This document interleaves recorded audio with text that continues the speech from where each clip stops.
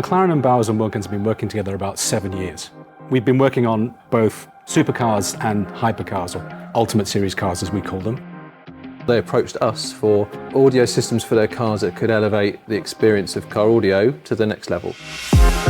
We're both pretty good at what we do in our respective spaces. But I think more than that, it's about the pursuit of that perfection from a technological perspective, from an innovation perspective. That makes us very comfortable with partners in that space. We think about performance first, and then price points are an outcome of that performance level. And I think that's a similar way of thinking about McLaren. The delivery of performance puts them in a luxury space, but that's not necessarily what either brand seeks. It's just how we operate and how we think.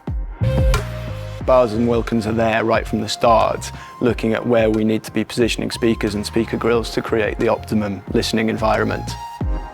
The McLaren engineers are fighting for every gram of weight that they can save, whereas we're fighting for as much real estate, as much volume as we can get. And those are two conflicting areas.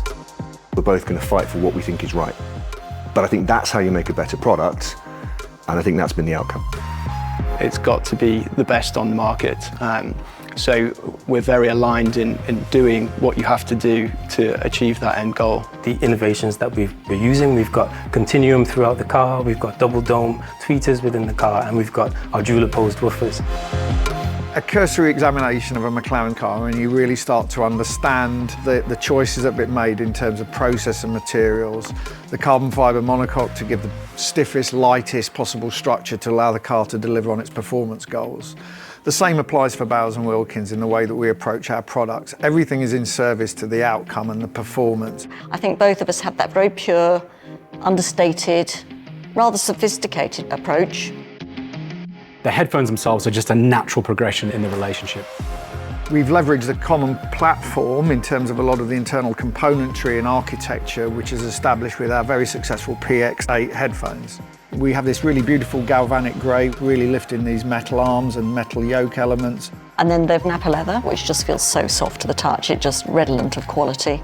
And that's really in harmony with the papaya anodized decorative band which runs through the headphone, which really draws you to the user interface. But also as a little kind of almost secret hidden surprise when on the inside of the earphones, then you've got your little flash of papaya that's a very private element just next to your skin. I think it is absolutely that perfect intersection of the two brands' ideologies. The listening experience, I mean, Bowers & Wilkins just blow me away. Makes a statement in a design sense, in a material sense, in a finish sense, and it says very clearly, this is not the conventional Bowers & Wilkins product. You get a real sense of both brands in the experience of just even holding them. It just makes sense.